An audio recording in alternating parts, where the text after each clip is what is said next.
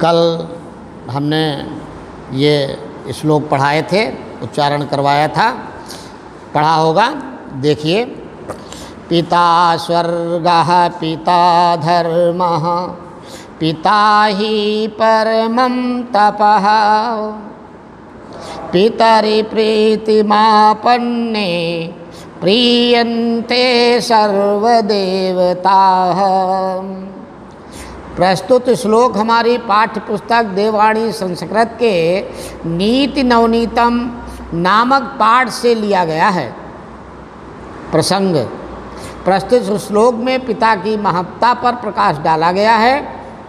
अर्थ, कवि का कथन है कि पिता ही स्वर्ग है, पिता ही धर्म है और पिता ही परम तप है।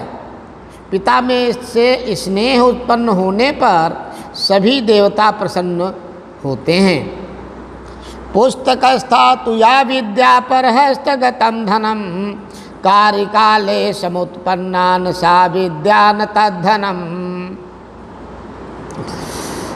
पुस्तक में लिखी हुई विद्या दूसरे के हाथ में गया हुआ धन समय पर काम नहीं आता। अर्थ, कवि का कथन है कि पुस्तक में लिखी हुई विद्या तथा दूसरे के हाथ में गया हुआ धन समय पड़ने पर न तो वह विद्या काम आती है और न वह धन।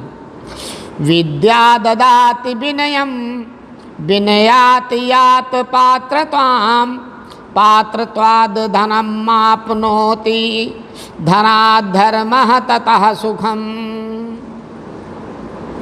इस श्लोक में विद्या के महत्व पर प्रकाश डाला गया है।